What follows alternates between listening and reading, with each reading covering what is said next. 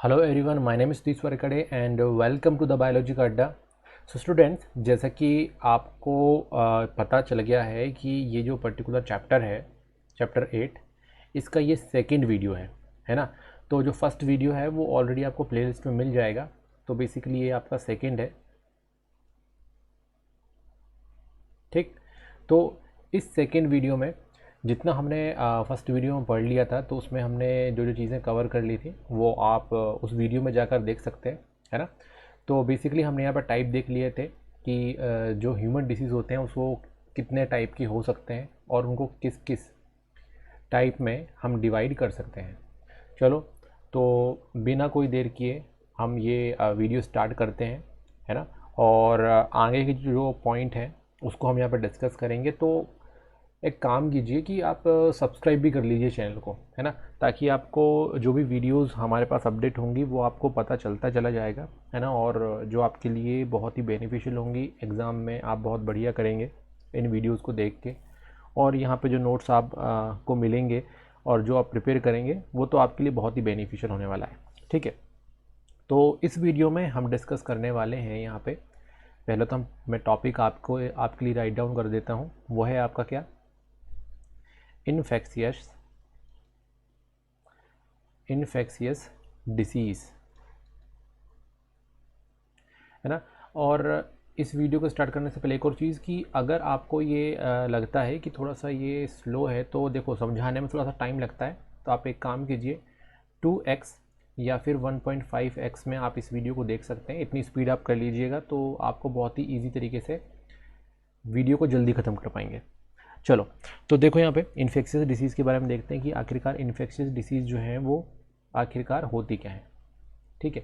तो स्टूडेंट्स, यहाँ पे इन्फेक्शन का मतलब क्या होता है, सिंपल सी बात है, जो क्या हो सकता है, ट्रांसमिट हो सकता है।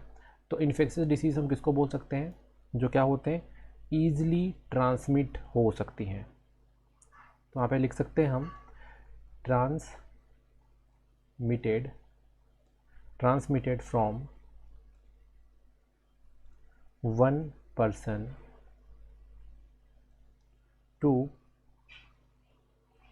अनदर, ठीक है। तो एक पर्सन से दूसरे पर्सन को हो सकती हैं। तो ये किसके थ्रू हो सकती हैं, अगर आप देखें तो ये हो सकता है आपका पैथोजन के थ्रू। किसके थ्रू, पैथोजन, ठीक है। तो बेसिकली ये जो पैथोजन जो होते हैं ना, ये स्पेसिफिक आपके ऑर्गेनिजम्स ही हैं, है ना। जो क्या कर सकते हैं, जो बेसिकली डिसीज़ कॉज कर सकते हैं। तो अगर आप बोलेंगे कि सर ये पैथोजन जो है वो क्या होता है, तो हम यहाँ पे बोल सकते हैं these are infectious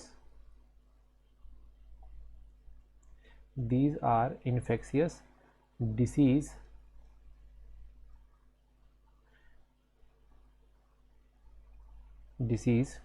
causing agent. तो ये स्पेसिफिक डिसीज़ कॉजिंग एजेंट्स होते हैं जो क्या करते हैं, जो बेसिकली इन्फेक्ट कर देते हैं, ठीक है। अब यहाँ पे कुछ एग्जांपल्स हैं, जैसे कि मैं यहाँ पे लिख देता हूँ आपके लिए कुछ एग्जांपल्स। वैसे इन एग्जांपल्स की डिटेल में हम जाएंगे, जैसे कि बैक्टीरिया, ठीक है, या फिर आप बोल सकते हैं प्रोटोजोन्स। तो प्रोटोजोआ भी बोलते हैं इसको हम। तो जो प्रोटोजोन्स होते हैं या फिर बैक्टीरिया होते हैं, ये क्या कर सकते हैं, डिसीज़ कॉज कर सकते हैं। इसको हम पैथोजन बोलेंगे, ठीक है। तो एक बात मैं आपको बता दूं कि मोस्ट ऑफ द जो पैथोजन होते हैं, ठीक है, अधिकतर जो पैथोजन होते हैं वो बेसिकली कैसे होते हैं, पैरासाइट होते हैं। अब आप पूछेंगे कि ये पैरासाइट जो है वो क्या है, चलो ये भी हम देखते हैं। तो अधिकतर जो आपके पैथोजन्स होते हैं वो क्या हो सकते हैं, पैरासाइट हो सकते हैं। तो स्टूडेंट्स, यहाँ पैरासाइट क्या है इसके बारे में हम डिस्कस कर लेते हैं, ठीक है। तो यहीं पे हम देखते हैं इसी को, इसके बारे में कि आखिरकार ये चीज़ क्या है। तो ये जो पैरासाइट है ये क्या करते हैं, ये बेसिकली हार्म करते हैं ऑर्गेनिजम्स को, दूसरे ऑर्गेनिजम्स को, कहने का मतलब है हार्म टू द ऑर्गेनिज्म। तो ये क्या करेंगे, हार्म करेंगे। तो ये कौन से ऑर्गेनिज्म को हार्म करने की बात यहाँ पे चल रही है, दूसरे ऑर्गेनिज्म को यहाँ पे हार्म करने की बात चल रही है। तो वो ऑर्गेनिज्म जिनको ये हार्म करते हैं उसको हम क्या बोलते हैं? होस्ट। ठीक है, जिसको ये हार्म करने वाले हैं उसको हम क्या बोलते हैं? होस्ट बोलते हैं। ठीक है, तो इसके बेस पे क्या होता है कि दो टाइप के पैरासाइट्स यहाँ पे हो सकते हैं। ठीक है, तो टाइप ऑफ पैरासाइट देख लेते हैं यहाँ पे। जैसे कि मैंने आपको बताया कि दो टाइप के क्या हो सकते हैं? पैरासाइट। तो कौन कौन से टाइप के हो सकते हैं पैरासाइट? चलो मैं आपको बता देता हूँ कौन कौन से। एक होता है आपका एंडोपैरासाइट, एंडोपैरासाइट, और दूसरे हो सकते हैं आपके एक्टोपैरासाइट।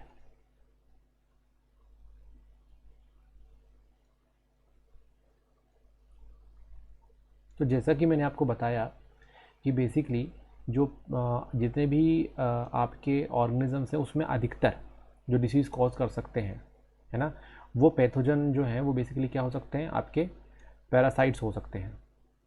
ठीक है, इतनी बात क्लियर है। अब ये जो पैरासाइट होते हैं ये हम किसको बोलते हैं? पैरासाइट जो ऑर्गेनिज्म को हार्म करते हैं, है ना। मतलब ये ऑर्गेनिज्म में जाएंगे, ऑर्गेनिज्म के पास जाएंगे और उसको क्या कर देंगे? हार्म कर देंगे। उसको हम बोलते हैं पैरासाइट। तो ये हार्म करते कैसे हैं? ये क्या होते हैं कि ये ऑर्गेनिज्म की बॉडी के अंदर या फिर उसकी बॉडी के बाहर इन्फेक्शन कॉज करते हैं। तो जिस भी ऑर्गेनिज्म को ये निशाना बनाएंगे उस ऑर्गेनिज्म को हम क्या बोलते हैं? उस ऑर्गेनिज्म को बोलते हैं हम होस्ट। ठीक है, तो भाई ये होस्ट में जाएगा और उनको ही नुकसान पहुंचा देगा। तो जैसा कि मैंने आपको बताया अभी थोड़ी देर पहले ही कि ये दो टाइप के हो सकते हैं, एक हो सकते हैं एंडोपैरासाइट और एक हो सकते हैं एक्टोपैरासाइट। ठीक, तो एंडोपैरासाइट जो रहते हैं वो कहाँ पे रहेंगे? वो बेसिकली बॉडी के अंदर जा सकते हैं, है ना। तो कहाँ इन्फेक्शन कॉज करेंगे? ये इनसाइड द बॉडी, बॉडी के अंदर इन्फेक्शन कॉज करते हैं। और ये जो एक्टोपैरासाइट रहते हैं ये आउटसाइड द बॉडी, है ना, मतलब ऑन द बॉडी बोल सकते हैं यहाँ पे, आउटसाइड द बॉडी। क्या करेंगे? Outside the body infection. ठीक, तो इस तरीके से हार्म करने वाले हैं। तो ये करते क्या है? थोड़ा सा इसको हम डिटेल में देखते हैं कि आखिरकार ये काम कैसे करते हैं। ठीक है, तो यहाँ पे लिख देता हूँ वर्क। कैसे काम करेंगे ये? ठीक, तो ये क्या करते हैं कि ये डिफरेंट डिफरेंट तरीके से पहले तो बॉडी के अंदर एंटर कर जाते हैं। ठीक, तो यहाँ पे हम फर्स्ट पॉइंट देखते हैं कि क्या करेंगे ये सबसे पहले बॉडी के अंदर एंटर करेंगे, है ना। तो इसको हम क्या बोल सकते हैं? इसको हम बोल सकते हैं enter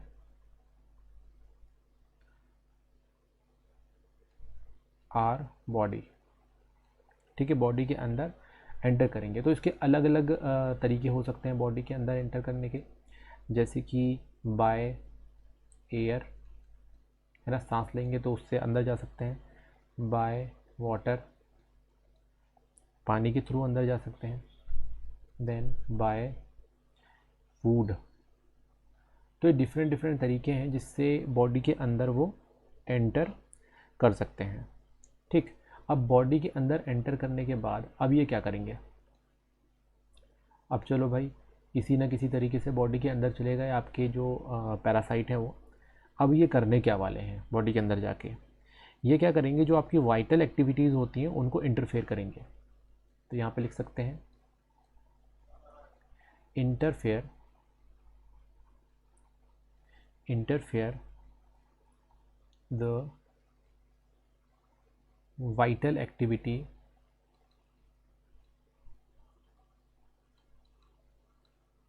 interfere the vital activity of the body. Body की जो वाइटल एक्टिविटी है उसी को इंटरफेयर करेगा। अब इसके इंटरफेयर से आखिरकार क्या असर पड़ेगा? चलो वो भी देख लेते हैं। इंटरफेयर करने के बाद क्या होगा? ये चेंजेस लेके आएंगे। ठीक है, सो दैट चेंज और damage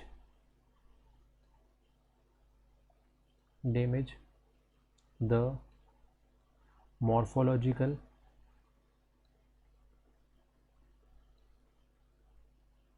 morphological and functional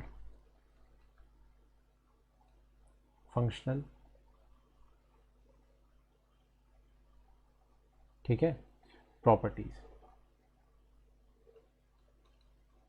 तो सिंपल सी बात है, ये क्या कर रहा है, उसको चेंजेस लेके आ रहा है। ठीक है, तो जब ये चेंजेस लेके आएगा तो क्या होगा, तो वो बॉडी को हार्म हो जाएगा। तो सिंपल सी बात है, अगर मैं बात करूं कि ये काम कैसे करता है, तो हम देख सकते हैं यहाँ पे कि सबसे पहले तो ये हमारी बॉडी के अंदर एंटर करेगा। ठीक है, एंटर करने के बाद ये इंटरफेयर करेगा हमारी वाइटल एक्टिविटीज़ को, जिसके कारण हमको मार्फोलॉजिकल चेंजेस जाएंगे। मार्फोलॉजिकल चेंजेस मतलब है कि जो हमको दिखाई देते हैं, जैसे कि स्किन कलर वगैरह, उसको चेंज हो जाना।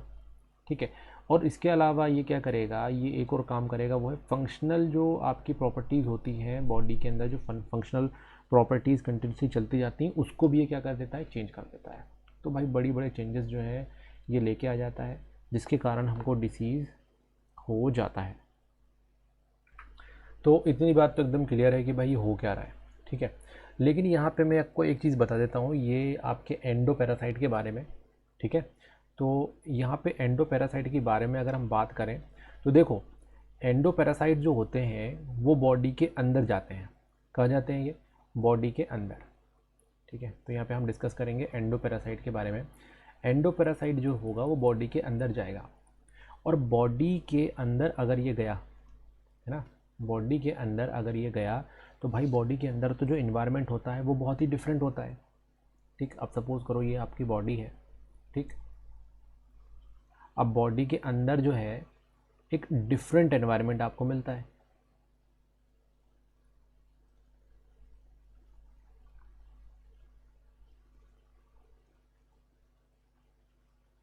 अब क्या करा जाए, तो जो हमारा ऑर्गेनिज्म है जो इसके अंदर गया है, ठीक है, ये क्या करेगा, इस ऑर्गेनिज्म के साथ अपने आप को कोप अप करेगा, है ना, अपने आप को क्या करेगा, चेंज लेके आएगा, ताकि यहाँ पे वो क्या कर सके, सरवाइव कर सके, है ना। तो इसको हम क्या बोल सकते हैं कि ये क्या करेगा, एडॉप्ट करेगा, बेसिकली खुद में क्या करेगा, चेंजेस करेगा, और उस पर्टिकुलर एनवायरनमेंट से क्या करेगा, एडॉप्ट करेगा खुद को, ताकि वो क्या कर पाए, सरवाइव कर पाए, है ना। जैसे कि एक एग्जांपल देखो आप, कि अगर हम यहाँ पे हमारे स्टमक की बात करते हैं, अगर आप स्टमक की बात करें तो आपका स्टमक का जो पीएच होता है वो कैसा होता है, लो पीएच, और उस पीएच पे नॉर्मली अधिकतर जो ऑर्गेनिजम्स होते हैं वो ज़िंदा नहीं रहते। बट अगर कोई पर्टिकुलर पैथोजन वहाँ पे ज़िंदा है, तो मतलब उसने क्या किया, खुद को एडॉप्ट कर लिया है ना, खुद को क्या कर लिया, एडॉप्ट, जिसके कारण क्या है, वहाँ पे वो सर्वाइव कर रहा है। तो इस तरीके से क्या होता है, आपके जो माइक्रो ऑर्गेनिज्म रहते हैं, जो एंडो पैरासाइट होते हैं, वो अपने आप में चेंजेस लेके आते हैं। ठीक है, चलो अब यहाँ पे क्या करते हैं, कुछ एग्जांपल्स देख लेते हैं कि कौन कौन से आप जो है आपके डिसीज़ कॉजिंग पैथोजेंस होते हैं। तो मैं आपको यहाँ पे बता देता हूँ, एक लिस्ट हम बना लेते हैं ताकि आपको याद हो जाए, है ना। तो यहाँ पे आप लिखिए वेरियस टाइप ऑफ पैथोजन। तो बहुत सारे टाइप के जो पैथोजन है उसके बारे में हम यहाँ पे देखेंगे, थोड़ा सा डिस्क्रिप्शन देखने वाले हैं यहाँ पे कि क्या क्या चीज़ें हैं, है ना। तो सबसे पहला जो पैथोजन है जिसके बारे में हम बात करेंगे वो है बैक्टीरिया। बैक्टीरिया की बात करें तो यहाँ पे एक एग्जांपल हमारे सामने आता है, वो है आपका ई कोलाई, या ई कोली भी इसको हम बोलते हैं, बेसिकली ये एस्चेरिचिया कोलाई है ना। तो ये एक टाइप का बैक्टीरिया है जो एक पैथोजन की तरह काम करता है, डिसीज़ कॉज कर सकता है। तो जो बैक्टीरिया होते हैं, अगर इनकी प्रॉपर्टी आप देखोगे, है ना, इनकी प्रॉपर्टी आप देखो तो सबसे पहली बात तो जो बैक्टीरिया होते हैं वो सिंगल सेल होते हैं। ठीक, और ये बेसिकली कैसे होते हैं, प्रोकैरियोटिक होते हैं। तो इनमें जो होता है कोई आपका न्यूक्लियस नहीं होता। ठीक है, तो वेल डेवलप्ड न्यूक्लियस नहीं होगा इसमें आपका, तो जो डीएनए मटेरियल रहेगा वो साइटोप्लाज्म में ही पड़ा रहेगा, ठीक। तो इसमें न्यूक्लियस नहीं होता, या फिर बोल सकते हैं वेल डेवलप्ड न्यूक्लियस नहीं होता। और इसके अलावा यहाँ पे ये सिंगल सेल होते हैं, ठीक। तो फर्स्ट पॉइंट यहाँ पे तो समझ में आता है। और ऐसी कौन कौन सी डिसीज़ होती हैं जो इसके कारण हो सकती हैं, तो आप बोल सकते हो एक होता है ट्यूबरक्लोसिस, जो बेसिकली एक बैक्टीरियल डिसीज़ है। इसके अलावा फूड पॉइजनिंग,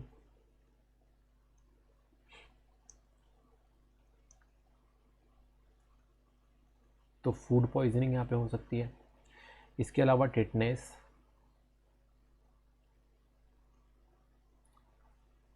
हो सकता है ना, और निमोनिया। तो इतने सारी जो डिसीज़ हैं वो बेसिकली किसके कारण हो सकती हैं, बैक्टीरिया के कारण हो सकती है, ठीक है। चलो अगली डिसीज़ के बारे में देखते हैं।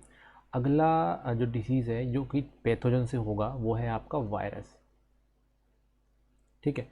अगर वायरस की बात करें तो एक एग्जांपल हम याद ही कर लेते हैं यहाँ पे, हर्पीस, ठीक है।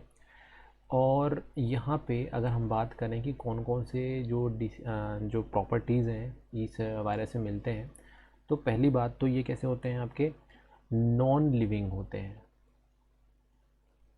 ठीक है। अब नॉन लिविंग का मतलब ये नहीं कि इनऑर्गेनिक, बेसिकली नॉन लिविंग का मतलब हुआ है कि यहाँ पे सेलुलर बॉडी नहीं होती है ना, नॉन लिविंग पार्टिकल्स होते हैं ये, जो क्या करते हैं, सर्वाइव करते हैं बॉडी के अंदर, है ना। और ये कैसे सर्वाइव करते हैं, ये बॉडी के अंदर चले जाते हैं, ठीक है, और रिप्रोड्यूस करते हैं। तो यहाँ पे बोल सकते हैं कि दे टेक ओवर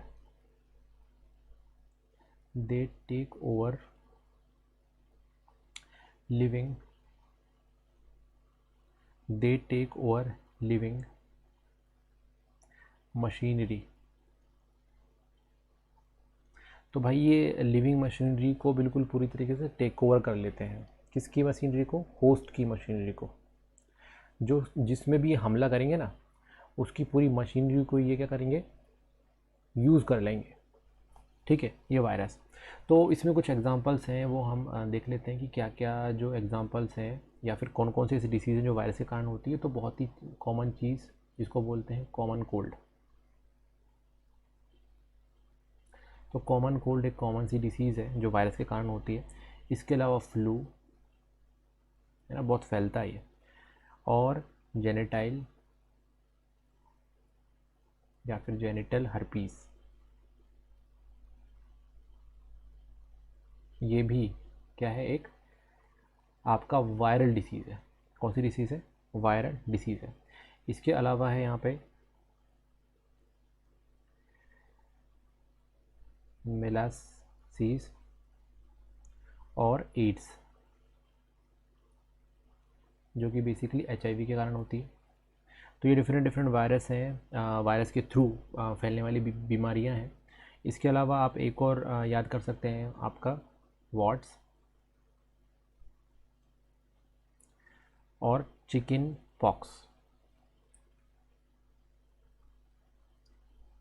तो ये कुछ डिसीज़ है जो आपको याद करना ज़रूरी हो है। अब आते हैं नेक्स्ट कैटेगरी में जाते हैं। और क्या क्या है भाई, और दूसरा है आपका फंजाई। अगर आप फंजाई की बात करोगे तो बहुत सारी ऐसी डिसीज़ होती हैं जो फंगस के कारण होती है, यानी कि फंजाई के कारण होती है। जैसे कुछ एग्जांपल देख लेते हैं यहाँ पे, डेथ कैप। तो डेथ कैप जो है बेसिकली किसके कारण होता है, ये फंजाई के थ्रू होता है। अगर मैं फंजाई की बात करूँ तो ये कैसे होते हैं, आपके सिंपल ऑर्गेनिज्म होते हैं, ये सिंपल ऑर्गेनिज्म, ठीक, सिंपल ऑर्गेनिज्म होते हैं। और इसमें आपका मशरूम नाम सुना ही होगा, कुछ ईडेबल भी होते हैं मशरूम्स, और इसके अलावा ईस्ट, ठीक है, ईस्ट जो है हम फूड में मिलाते हैं। तो ये बेसिकली क्या होते हैं, ये इसको क्या कर सकते हैं, ये सिंपल ऑर्गेनिजम्स होते हैं, फंगस जो डिसीज़ कॉज कर सकते हैं। इसके अलावा यहाँ की अगर हम बात करें तो ये सिंगल सेल होते हैं और थ्रेड लाइक स्ट्रक्चर फिलामेंट में भी ग्रो करते हैं। तो यहाँ पे लिख सकते हैं यहाँ पे कि दैट ग्रो सिंगल सेल और थ्रेड लाइक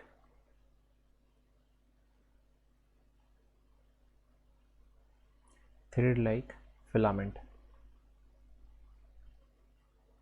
तो ये हो गई बात कि भाई ये कैसे ग्रो करते हैं, है ना। तो कुछ डिसीज़ के नाम आपको पता होना चाहिए कि कौन कौन सी डिसीज़ हो सकती हैं। तो सबसे पहला डिसीज़ जो है वो है आपका रिंग वर्म, है ना। ये जो मैं आपको डिसीज़ बता रहा हूँ ना, आप याद करते जाइए इसको, ठीक। इसके अलावा है यहाँ पे एथलीट फुट, देन है आपका कैंडिडियासिस, ठीक। और इसके अलावा एक और नाम याद कीजिए, हिस्टोप्लाज्मोसिस। तो ये कुछ ऐसी डिसीज़ हैं जो फंगस के कारण होती है, फंजाई के कारण होती है, ठीक। नेक्स्ट कैटेगरी की बात करेंगे अब हम। नेक्स्ट कैटेगरी है हमारी प्रोटोजोआ, ठीक है। और प्रोटोजोआ में बहुत ही यूनिक आपका जो एग्जांपल है यहाँ पर है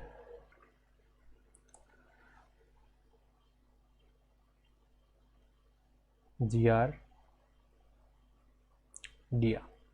ठीक है। तो ये प्रोटोजोआ है एक टाइप का, है ना। तो प्रोटोजोआ के बारे में कुछ स्पेसिफिक पॉइंट मैं आपको बता देता हूँ। तो सबसे पहला पॉइंट है यहाँ पे कि जो प्रोटोजोआ होते हैं ये सिंगल सेल ऑर्गेनिज्म है, सिंगल सेल ऑर्गेनिज्म। और इनमें ख़ास बात ये है कि यार ये जो होते हैं प्रोटोजोआ से रिलेट करते हैं, और प्रोटोजोआ जो है बेसिकली यूकैरियोटिक होते हैं। और अगर यूकैरियोटिक हैं तो इनमें क्या मिलेगा, न्यूक्लियस, क्योंकि यूकैरियोटिक में वेल डिफाइंड न्यूक्लियस हमको देखने को मिलता है। चलो, तो ये बात हो गई। अब यहाँ पे कौन कौन सी ऐसी डिसीज़ हैं जिसके कारण होती हैं ये, है ना, इसके कारण प्रोटोजोआ के कारण हो सकती हैं। तो पहली डिसीज़ जो है वो है हमारा क्या, वो है हमारा मलेरिया। तो मलेरिया हो सकता है। मलेरिया के अलावा क्या हो सकता है, इसके अलावा जियार्डियासिस और आपका हो सकता है ट्राइपेनोसोमियासिस,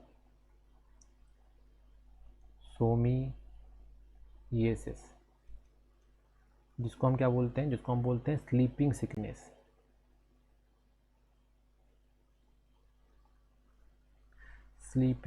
सिकनेस। तो ये सारी जो बीमारियां हैं ये डिफरेंट अलग अलग कैटेगरी के पैथोजन से हो सकती हैं। तो सारे के सारे पैथोजन हमने देख लिए कि कौन कौन से तरीके यहाँ पे हो सकते हैं, ठीक है।